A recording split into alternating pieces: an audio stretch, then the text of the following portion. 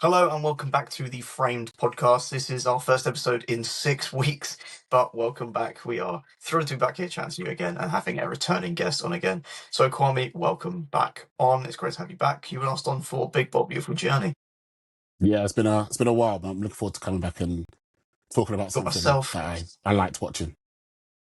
You got myself. You got Craig. We unfortunately don't have Ben this week because he doesn't watch Paradise. Boo. But yeah, we're going to talk all things Paradise with Kwame and myself and Craig today. We've also got a couple of trailers to go through that have come out over the weeks that we have missed, being the Spider-Man trailer, the Dune trailer, and then most recently the Harry Potter trailer. So lots to discuss. Which one should we begin with? Should we begin with the one that came out first? Let's do it. Yeah, let's do that. Which was Dune, I think, by like 24 hours.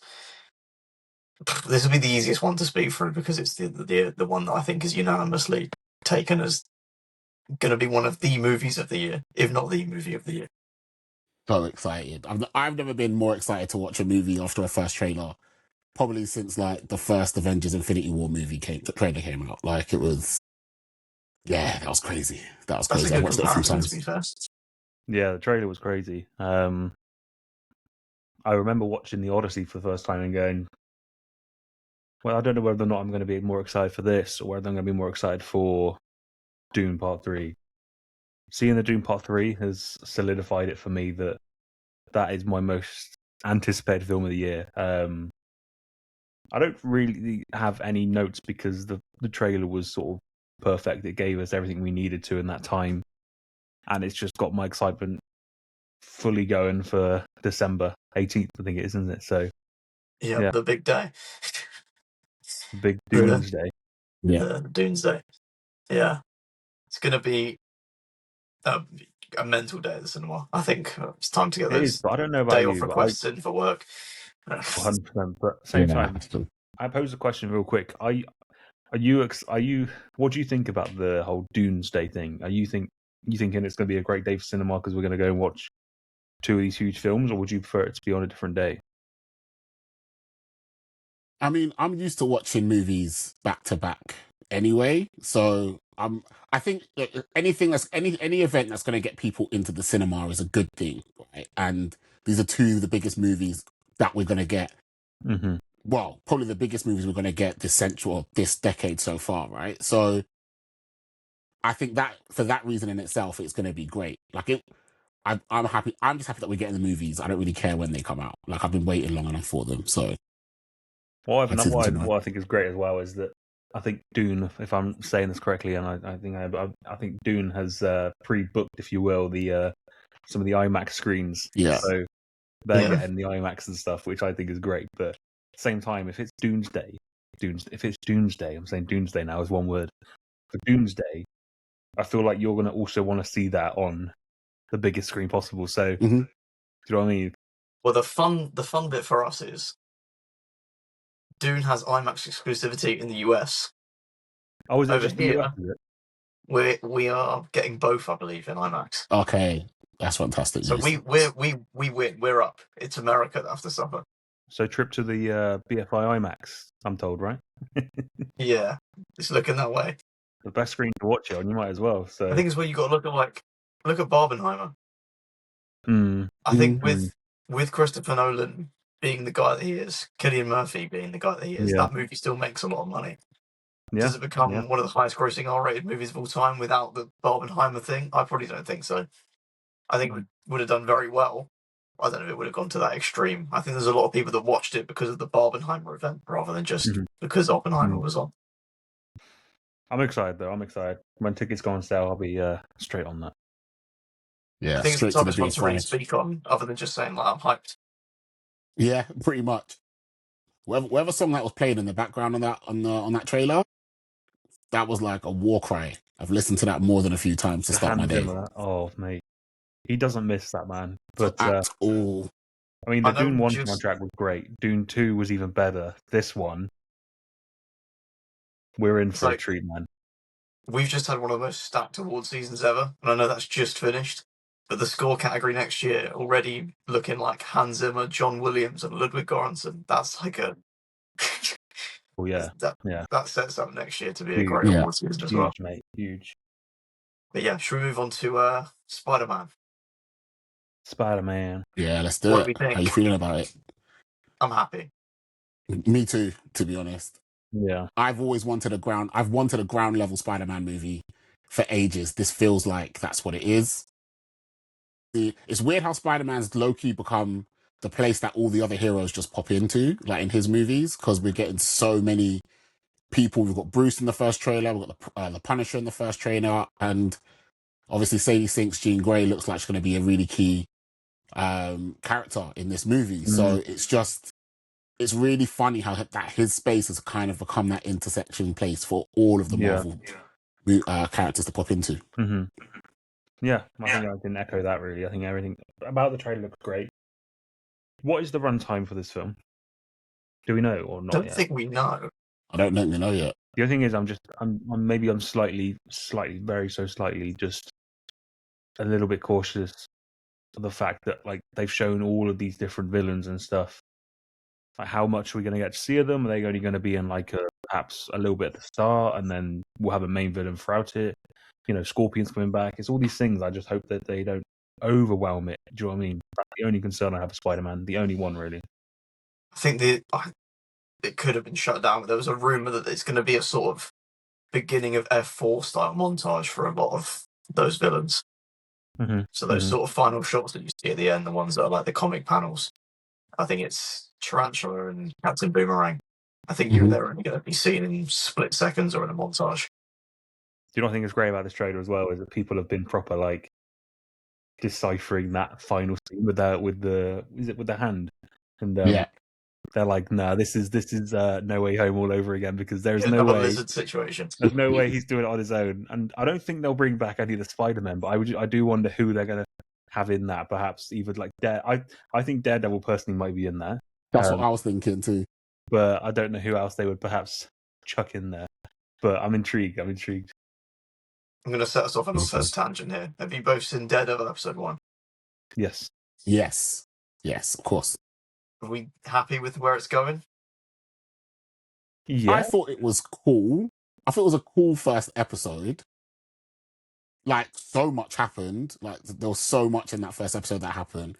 Like, when I finished watching it, I was like, it's nice to be back, but there was nothing that really was like, yeah, this was an absolutely top tier first episode. But listen, take it back to Hell's Kitchen any day of the week. I'm going to be there to watch it. So it's sort of one that's keeping me hooked, but I'm just like, I'm not blown away. Charlie Cox is a perfect casting. I think, that ending with obviously Bullseye was great, but I'm intrigued, but I'm not like fully hooked on the bait yet. I'm watching it for just to see how it goes. Yeah, that's it's nice we're getting, I think, 2 on Wednesday, so that's true. We should get a bit deeper into the story and hopefully pick things up in terms of pace. Yeah. So we'll see where we go, and then hopefully we end off with a link to Spider-Man. Well, I guess as we're talking all things news, we had the Punisher special announced last week. Yeah. That poster looks sick. Gave me like Sisu vibes. Yeah, that's a good comp actually. I'm really excited for that. Yeah. Any more of John Bernthal as Punisher? I'm there. You don't even need to see, you can just write one word sentence saying John Bernthal will be back, and I'm there. You don't need to even give me a poster. Just say he's coming back, and I'll be ready. I'll be sat there. And I'm praying the viewership of that special is good, so we get a show greenlit. Yeah, it's been advertised as like a special presentation, right? So it'll just be like, I think that's the best way to do it as well. Yeah, I agree. I agree. I don't want to have like an overload of Defenders Part 2, essentially. Again, like I think having just one short story or just one story for the Punisher for us to see is kind of enough, and he can pop in and out when he needs to. I feel like. I agree. Anything else on Spider-Man? No, that's good for that. Should we move on to probably the most divided poster trailer, being Harry Potter? What do we think? Look, I personally, I'm excited. I know people are like, oh, why are you going to watch it? Because the whole, but you know, I don't care who wrote it. At the same time, this fan base is incredibly big, and I feel like you have to give these people a chance. I think everyone in the cast looks great. I'm not going to say the obviously elephant in the room because I don't think there's any need for it. I think they've cast these people and every single person in it for a reason, and I think we just have to let it play out and see how it goes. I think I'm excited for it, and my most anticipated thing from that trailer is Hagrid. I think Nick Frost as Hagrid is one of the best things I've ever seen. So I'm excited. I'm excited. Yeah, I'm on your side of the fence, Craig, because I mean, I grew up with the books, right? Like, I'm old enough to remember queuing outside Waterstones to pick up like the books from the shops. So, and I was always more books over film for the Harry Potter series.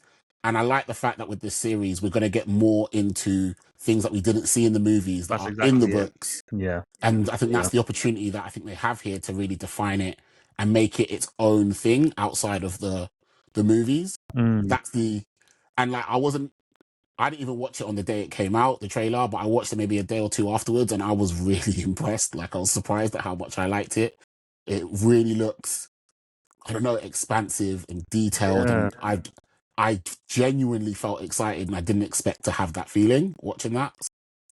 Yeah, it's a bit of a weird one for me because obviously, all the discourse surrounding the author, but I don't know. As a piece of media, as a piece of art, I'm very excited to watch this. I don't want to get off too much of a tangent, but I saw a thing earlier being like, yes, it's J.K. Rowling, and and she's wrote these books, and you shouldn't support her, and I get that. I fully get that. I don't support what she said, but at the same time, people watch all these movies, and you realize, I still watch the movies, and I go, I didn't realize Harvey Weinstein produced this. Shit, should I be watching this? Do you know what I mean? It's just one of those things where I'm not there supporting her, and as much as I know that you're watching these things and you're thinking, okay, I need to have that in the back of my mind, but at the same time, this is a new cast of people, a new generation are going to be experiencing Harry Potter for the first time.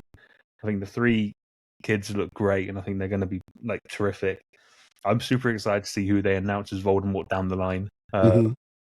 And I think what's great as well is that the fact that they're doing it in this time as well, like you can see in the trailer, they're in like a normal sort of school. Do you know what I mean? It's to this time, and like you said as well, Kwame, it's with the films are terrific, but the books they don't explore enough from the books. So I'm hoping that we get a bit more of that. So do you know what? I'm excited. I'm excited. Christmas is going to be crazy with Doomsday. It's going to be mad. Yeah. And Harry Potter. Doomsday, Dune, Harry Potter, Narnia. Oh my gosh, yeah, I forgot we get a Narnia too. December's the biggest month of the year. Can't forget Jumanji 4. Okay, but I kind of like the first two. I like the first Jumanji movies. I didn't realize there's more after number 1. It's little small space in my heart for those movies. I can't lie. Next. Yeah, I think it looks good, looks fun. There's a lot of trailers you watch and you finish the trailer and you go, I watched it and I was like, no, this looks fun. I'll be there. Yeah. It doesn't. And I think all 3 of these trailers have done the perfect thing where they haven't given me loads, but they've just got me excited. And as much as that is great, I know that by the time they're coming out, we'll have 5,000 TV spots and 6 other trailers, and we'll know the full plot, which is a shame. That's just where marketing has gone these days. But I wish we could just get trailers like this. Yeah, this is all we need now. Yeah, it's enough to get people excited. But yeah, big year for films. Saying that though, I think with Harry Potter, I wouldn't mind a bit more because we know what's going to happen. That's true. So if we see a bit more just to establish the world building, I wouldn't be mad at it, if I'm honest. Everything else, I'm good with what we've got. Yeah. Nothing else. Some cool interviews just until the movie comes out, and that's it. That's all I want to see. Yeah. I think that's most of the trailer stuff and news stuff of the past week or so. I don't think there's anything else major that's come out. No, I don't think so. Off the top of my head right now, I can't remember, but I might be missing something. So I think it's time to talk about Paradise. Yes. So, should we kick off with ratings out of 10? For the season or for the episode? We'll do for the season. So we'll do a countdown from 3, and then whoever's got the highest rating can kick off. Okay? Give you a minute to think. I think I'm sold. Okay. Yeah. 3, 2, 1. 6. 8.5. Okay, you go first. 6 is Yeah, I went crazy, by the 8.5. way. Yeah, 6 is wild, man. I'm 6 is intrigued to very see why. crazy. I got my thoughts and feelings. We'll get to it. All right. I mean, where do I start without going off on too much of a big chat? I mean, first and foremost, Sterling K. Brown is a powerhouse, and every single scene he's in is dominated by how good he is. I really like the season because the first season and the second season are so vastly different. Because the first season, you think it's this very small, well, no, the president, you're in this bunker, the president's gone, okay, blah, blah, blah, blah, blah.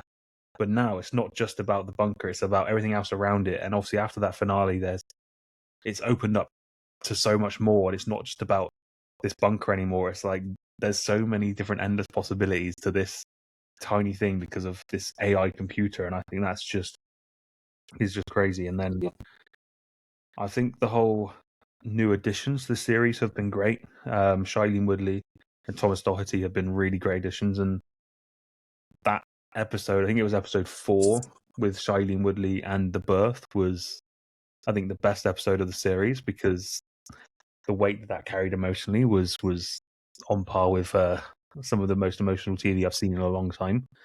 But I just think it's just great. One of my favorite things about this series is the score, that specific score that you hear throughout the show that's just playing in the background in some scenes, and I just think that adds so much to the series. But yeah, I think this has been great. The only thing I would have liked is just a little bit more on more of Link's background, more of perhaps how how he found Terry, and a bit more of that, because the postman guy or the office guy, whatever he's called, I would have liked a bit more on that dynamic a little bit. But overall, I thought this series was great, and I'm very much looking forward to the next season.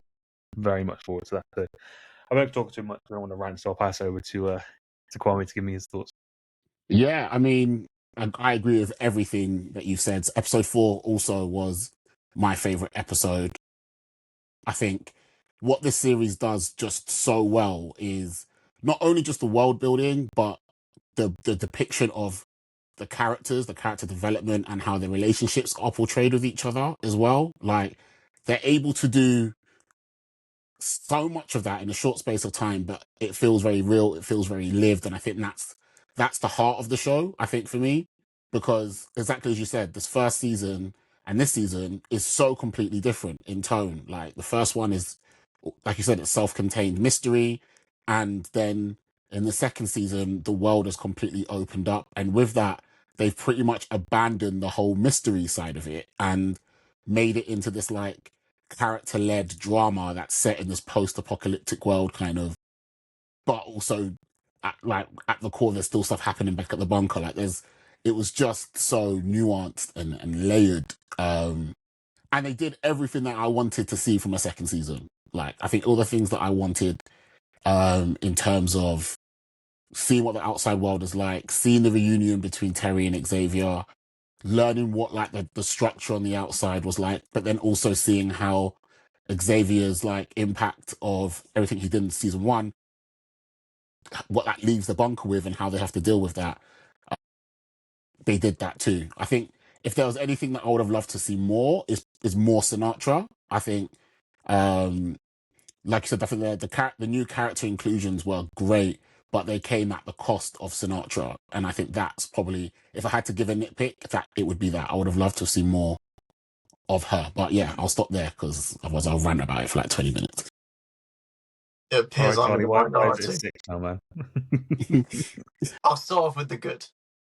Again, echoing most of what you guys have just said. It's a great follow-up. It's brilliant to expand outside of the bunker. But I missed a lot of what was great about season 1, which was also inside the bunker.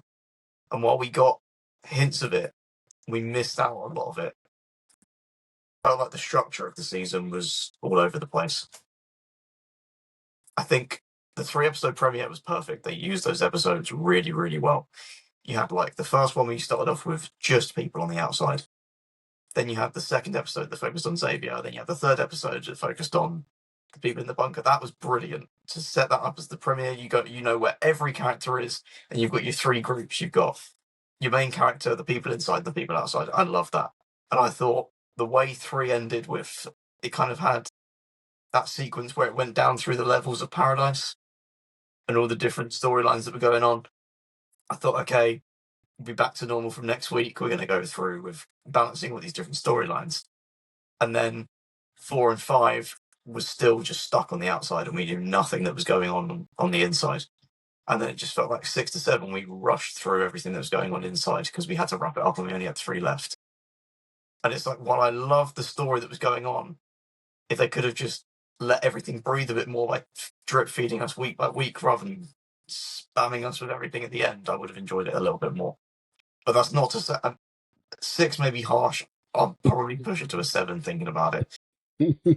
But I don't think I love this as much as season 1. I think the writing of season 1 was a lot tighter than it was for season 2.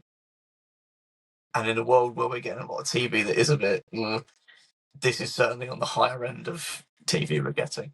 I just wish they'd have structured this season a bit nicer. Okay.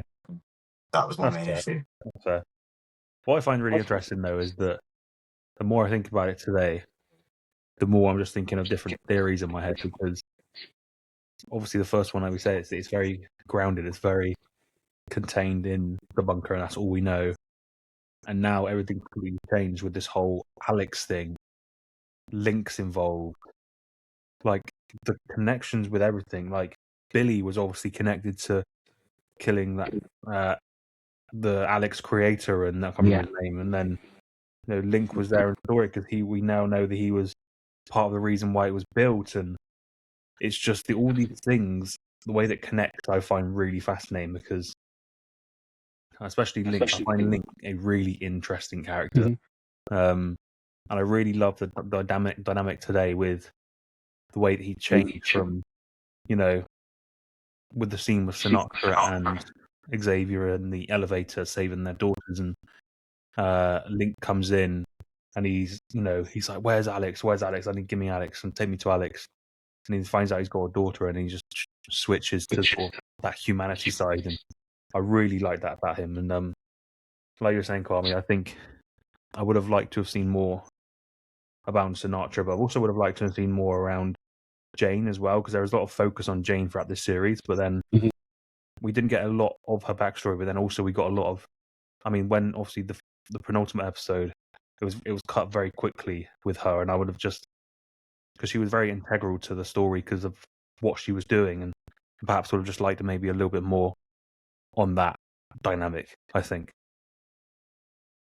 Yeah, that's interesting. I don't know if I needed the Jane episode, namely because I was a little bit disappointed by it. Like, she seemed, in the first season, she was like the perfect cover, right? She was the really nice, really naive junior bodyguard who Billy was having a relationship with, and then she switched, right? And she's actually this lethal like killer who will do whatever she needs to be done to kind of do the mission. And it was kind of like, I want to know just how calculated she is, because to pull off an act that convincing, there's got to be so much more there. So to see her story kind of almost being boiled down to like having mummy issues felt a little bit underwhelming for me, a little bit.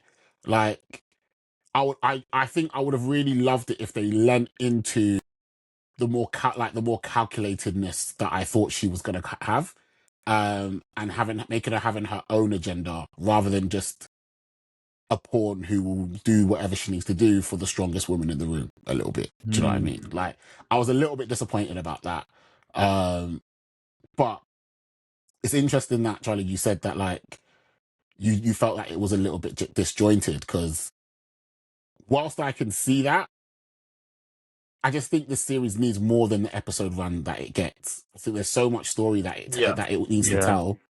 It's hard to do that in 8 episodes, and I think that's the issue here. Like, if it had 2 more episodes, I think Jane's backstory could have been fleshed out a bit more, and also Sinatra's redemption arc would have felt a bit more earned, because it just was like she saw Dylan, and then all of a sudden it was like, oh, I'm good again, and I want to make this massive sacrifice and save everybody, which is great for her. Like, I'm glad that she had that moment, but I wish we just saw more glimpses of that happening throughout the season rather than just the sharp U-turn. Yeah. What about the whole the sort of throwaway comment in the final episode? It's like, whose blood's that? She's like, Jane's, and everyone's like, huh. Okay, Carried on. cool. I found that quite funny. I mean, you know, literally there's a nuclear reactor about to explode, so you kind of got to pick your battles at that point, I guess. But that's another thing as well that's so good with this show. Like, there's a whole nuclear meltdown, and they could very easily speak in a way that we just don't understand about, like, nuclear physics and stuff, but they don't. They tell it in such an accessible way, which is why it's able to be enjoyed so much. For sure. You know, those, like, the one that people always come back to is like Interstellar. It's a great film, but it's hard to understand the science. Oh my gosh, yeah. You can pretty much understand most of the stuff that they're explaining in this show. Yeah. They do it in such a great way. No, I mean, yeah, a lot of that was, like, even the bit when it was like the coolant, I was like, yeah, everything's hot, everything's heating up, let's just put some coolant on. I was like, oh yeah, I get that. That's actually quite, I get that, you should do that. If you don't do that, like, things are going to get a bit techie. So yeah, no, I completely agree. Do you think Sinatra's dead? Yeah, she has to be. Man. I know what you're talking about, because I've seen theories been like, well, if Alex can, you know, control and manipulate futures and all this sort of stuff, I just personally feel that was her redeeming herself, for this whole thing. Yeah. But at the same time, it's got me really, like, I haven't got the exact theory in my head. I'm just like, I'm thinking about these things, and I'm like, surely if Alex knows the future, X is on the card that can control it. And obviously they built this bunker, and now the bunker is... do you know what I mean? My head's just really fuzzled from this whole Alex thing, and I'm just like... Yeah. I want to know why much is it controlled Xavier. And how much... Huh? I want to know why it's Xavier that he's waiting for. Season 3, I think. That's... I mean, but yeah. But I think she said it. She, like, Sinatra said it. He was the truly only decent person in the bunker, right? And in all sense and purposes, he probably wouldn't have been there had he not been Cal's body, like, Secret Service agent at the time. Yeah. Right. So, and Cal's relationship that he had with him was based on the fact that he was a truly decent human being. That's the kind of the constant thing that's always been there with Xavier, is that he's just a good person who will do the right thing no matter what, right? So you need somebody with the capability to do that and see it through. That was it. Which is why it makes sense. What was your favourite episode besides 4? I think that's everyone's favourite.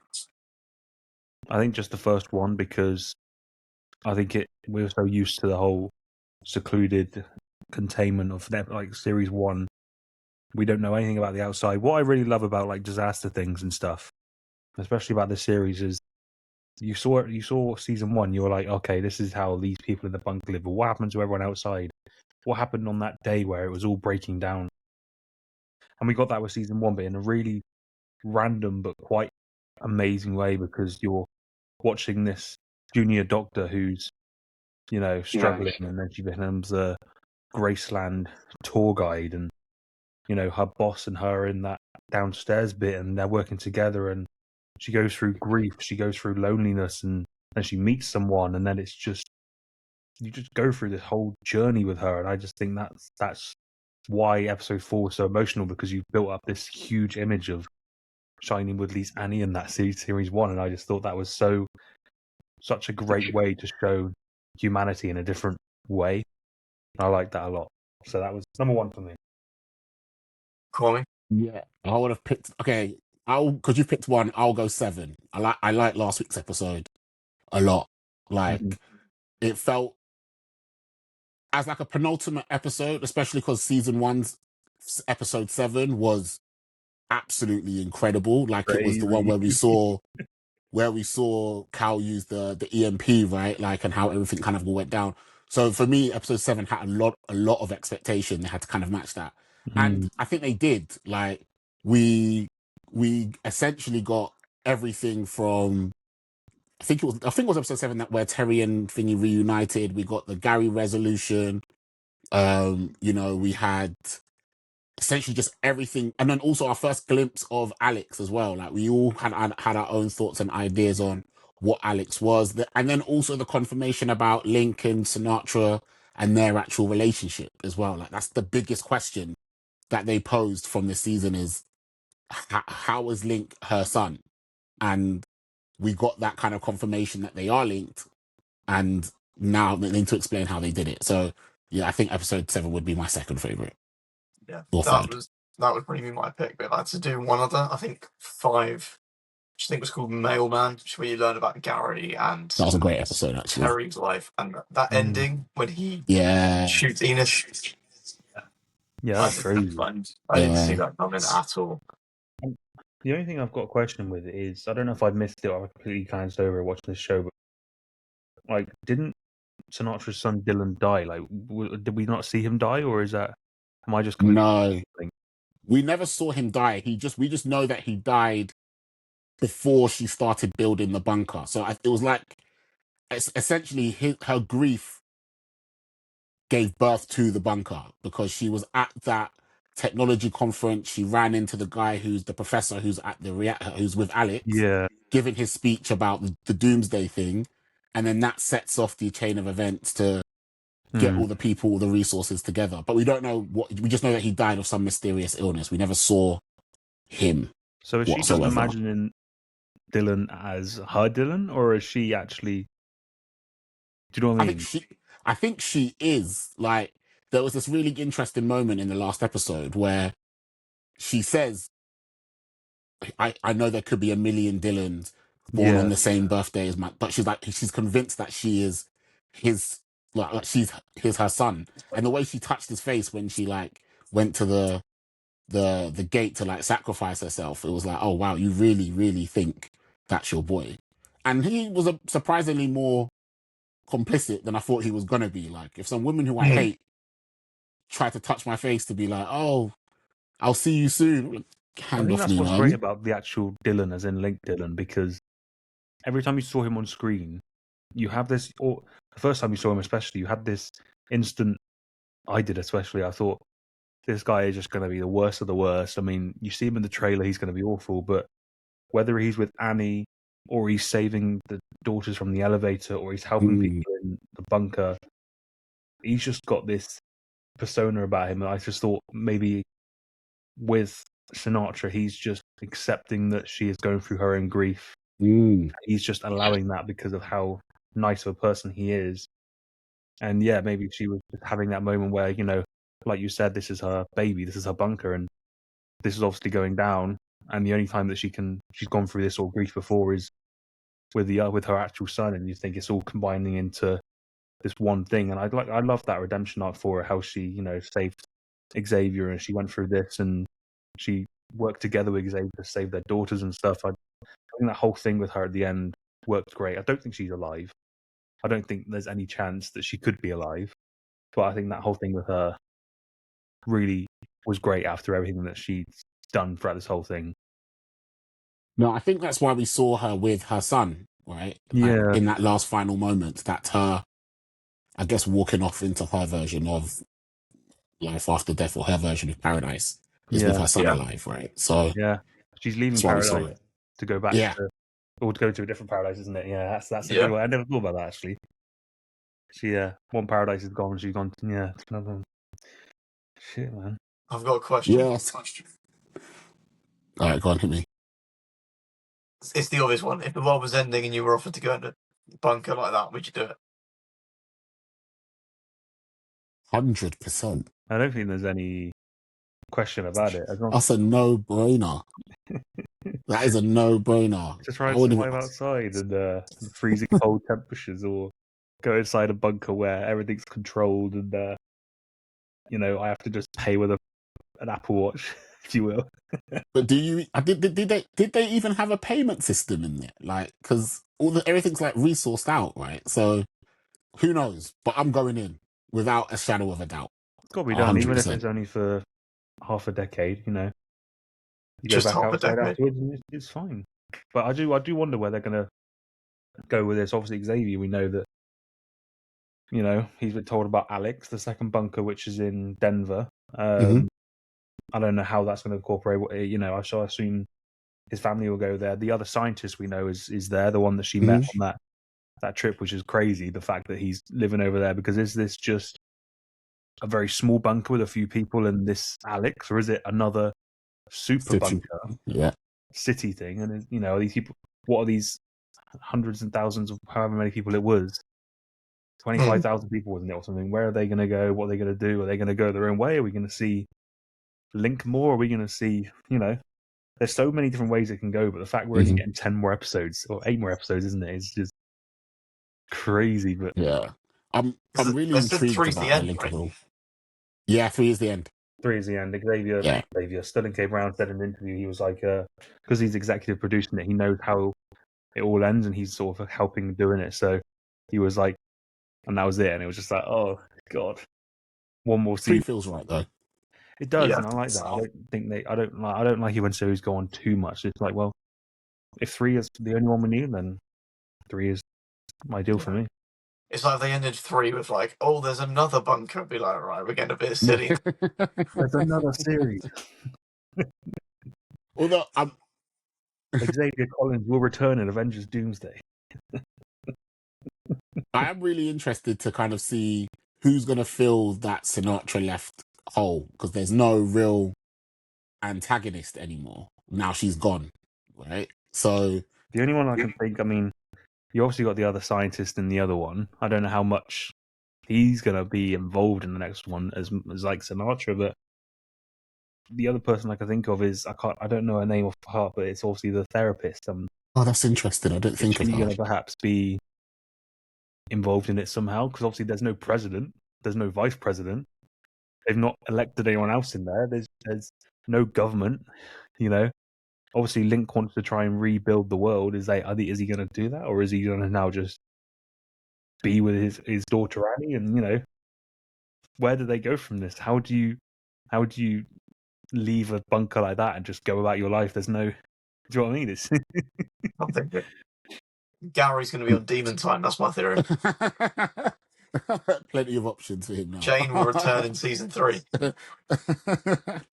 No, I don't know. I know you love Link, Craig, but something in my heart tells me Link he could be the one to replace her, because he had this, like, in those moments where he was all about finding Alex, he had a couple flashes where he just was getting a bit erratic, and it's like Sinatra told Xavier, right, but she didn't tell him.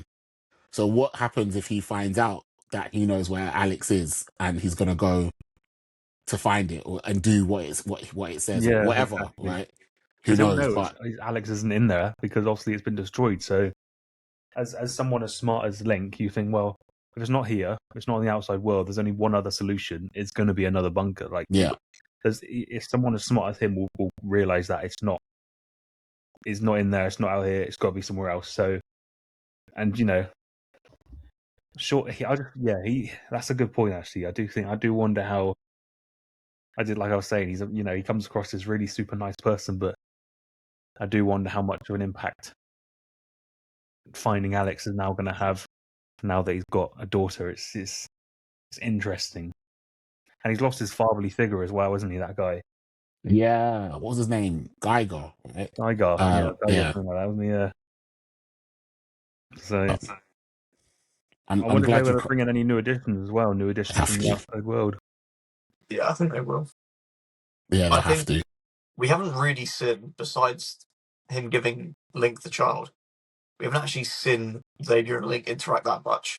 And they are both very hot-headed individuals, and they both think they are right in every situation. So I think there can be a great central conflict just between those two. Not necessarily in a way that Sinatra posed this, like, overarching antagonist role, but it could be a more personal conflict between the two of them fighting for Mhm.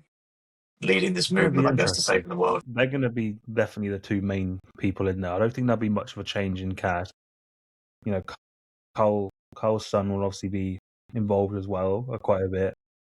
I don't think we'll see much of Sinatra's family, her daughter and her husband, too much. I agree. What I think is going to be interesting is they mentioned a lot about, obviously, you know, they were saying how Sinatra's gonna die and all this sort of stuff, and I just wonder, now that he's in charge of Alex, do we see a perhaps sacrifice of Xavier at the end of season 3? How do we think that's going to play out? I wonder if they're going to do something like that, a big old finish to him to save his family because he's got a lot more to lose now, or if it's going to be something completely different.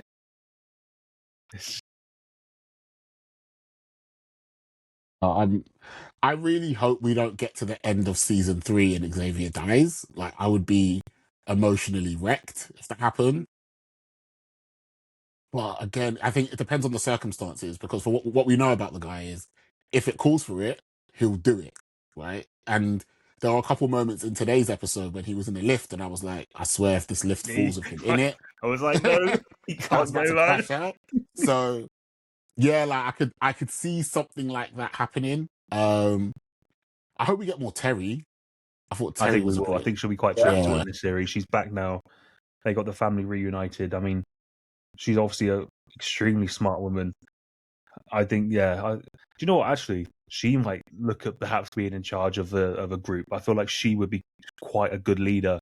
We know from obviously when she was the mailman, in charge of sort of supporting people. I think, do you know what? I think I'll change my answer. I think she's going to be in charge of everything. I think I'm rolling with it. Mm. I'm rolling with it. I really like Terry. I really, really like Terry, and I think she's his heart, right? She talked him down from killing Gary, so Yeah, she could be the one that stops him from doing anything completely crazy. I could see that, something like that happening. What if it ends with, like, obviously you kick off with Xavier as was he trying to protect the president? He's keeping the order in the country. As you just said, if it calls for it, he'll do it. What if it calls for it that he has to be the president of the US at the end to keep the order? Oh, you would see the most reluctant president ever. Yeah. To be honest. Yeah. Like the most reluctant president ever. Because his whole fight in season 1 was to try and keep the order in the bunker. Yeah. He didn't, when Cal died, he didn't want any of that information getting out. He wanted to control that and keep it in. That's a good call out. It would bring it full circle. Go down that route of perhaps rebuilding everything, or yeah, there's so many different possibilities they can go down with this show. I'm very curious to see, because I'm quite in my head how I'd like it to happen. So I'm just like, just give me whatever whatever it is. Mad. Yeah. And you go, it'd be cool if they did this, and then they do something completely different, and then you go, I didn't think of that, but I like it more. Yeah. Well, side note though, did any of you guys laugh when Xavier introduced Terry to the doctor, and he was like, "This is my therapist," and I was like, "Yeah." The last time you saw this therapist, she weren't doing no therapy. It's a little bit tacky. I literally could have stopped laughing to myself. And then he left them to talk. I was like, that's actually my worst nightmare. I'm gonna do that now. Yeah, pretty much. It's like the woman that you thought, the woman you were last with, and the woman who you thought was dead and you technically cheated on. It's like, oh, that's a bit crazy. But yeah. That was very, very funny. He's just been great though. I think Sterling K. Brown has been. I mean, he's won awards for this, right? Am I not? They've won quite a few awards. Yeah, he won. I think so. Yeah, he won the award. Just a thing that's most my head. What happened to Bean? Bean's there. He's just chilling. But we saw him on the train, and then we never saw him again. I think he's with that train crew, isn't he? Yeah. I think he's over there somewhere. Yeah, he's with the train people. I think the thing with this is that you've not really been introduced to someone and gone, okay, now they're gone now, what do I do? Are they coming back? Everyone sort of had quite a pivotal part in the story, which I find quite good. Even Carl, I can't remember her name for the life of me right now. Carl's sort of hookup. Oh, Agent Robinson. Yeah. I find that bit as well. Like she was really pivotal, and obviously when Xavier left to try and find his wife, the way that she became very sort of motherly towards his son. I loved that. Was a really great moment from the finale, actually, when she was just like, you know what, I'm done. And you hear these people, and he's coming in, he's saving her. I think, oh, mate, you know that was great. The fact that she's been saved and she's gone out there and she's able to live, I think she'll be a very important part to his life. I don't know if we'll see much of her, but she was very important to that, which I think was great, actually. I'd imagine we will, because Xavier trusts her, right? So because if you think about it, his circle of trust is quite small, It's true, right? Like, obviously Sinatra's there. We don't know what impact that had. We know that Dr. Tarabi and Sinatra's relationship was a bit techie, but I think he's somebody that he could potentially confide in. He will definitely confide in Agent Robertson.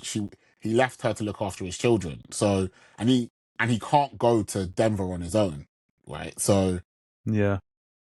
So I can imagine it being like a small group of people that may or may Very not include all his family, but I can imagine her being part of that group who end up going with him if they do go. 3's going to be big. I don't think we'll see it until. I don't think they'll be able. I don't know if they'll push it out to next year. I reckon we'll see it early 2028. To be honest, I think maybe. I hope not.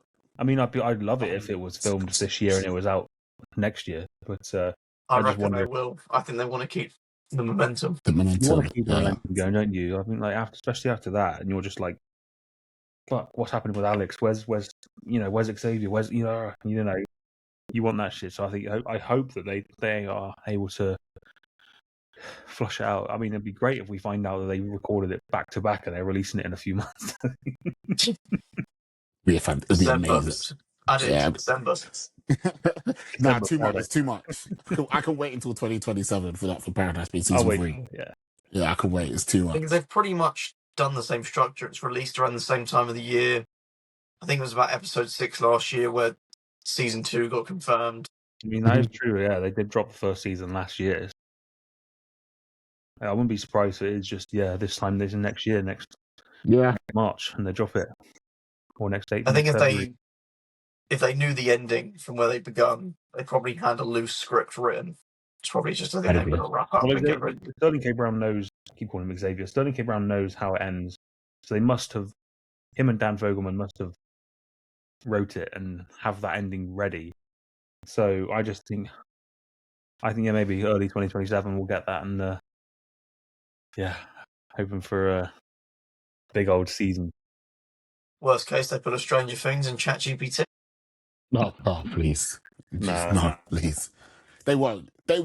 You don't put so much care and time into making such a good quality TV show to just throw it in the bin and get it out. Like, yeah, I agree.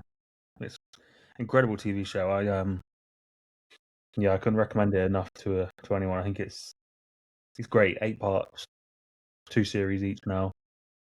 I think it's just been one of those TV shows that have just completely just delved into my mind and lived there rent free because it's so good. It's so good. I've been looking forward to Mondays for this show for 8 weeks now, and it's sad it's over. So I just a little bit some news for season 3 soon, whatever that may be. It's time to lock in on some new TV. Mate, the amount of TV now that HBO Max is here is crazy. Oh gosh, I'm stressed out. There's so much Yellowstone stuff. We're rewatching a few things at the moment. I'm trying to catch up with industry. There's films that you need to be watched. It's just I'm trying to stay on track with Monarch. Monarch, bro. I'm behind on that. And I'm still behind after going to that event, bro. Yeah. I haven't caught up after episode 3 yet. Daredevil's kicked off. The Boys is next week. Invincible every Wednesday.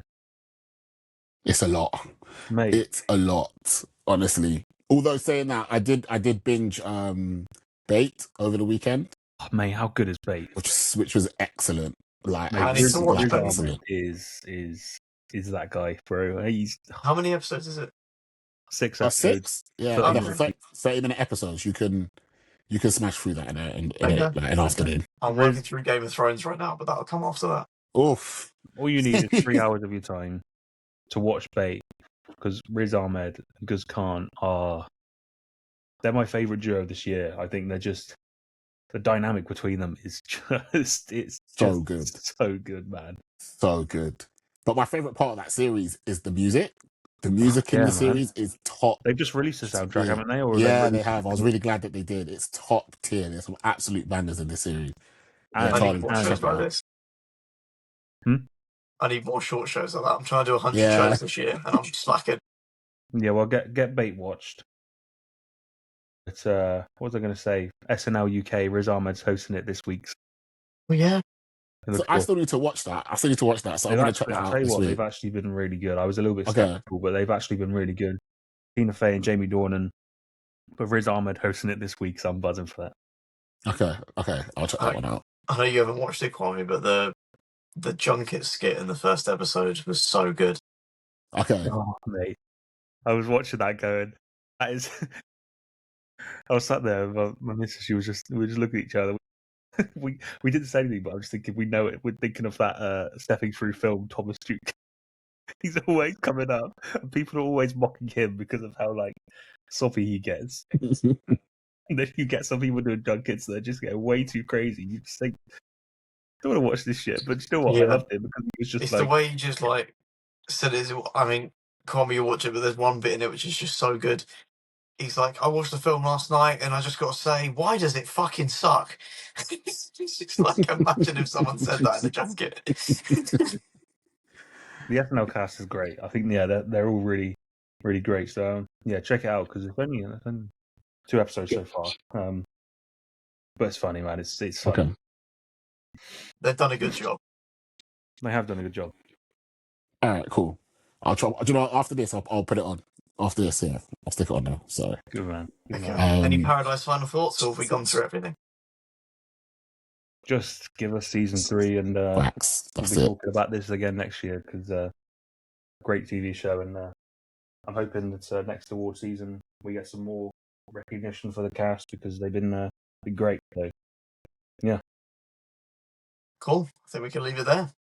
Nice one. Good discussion. Okay, well, Good Kwame, feedback, thank you good so much for feedback. coming back on. We'll, of course, leave all Hey, of cheers, your man. links and stuff in the descriptions on all the videos. So make sure to drop Kwame a follow and everything. Yeah, please. So, Please. It's Kwame's watch list on all platforms now, so you can find me everywhere. it's great to finally come back after a 6 weeks hiatus. Can't get my words out.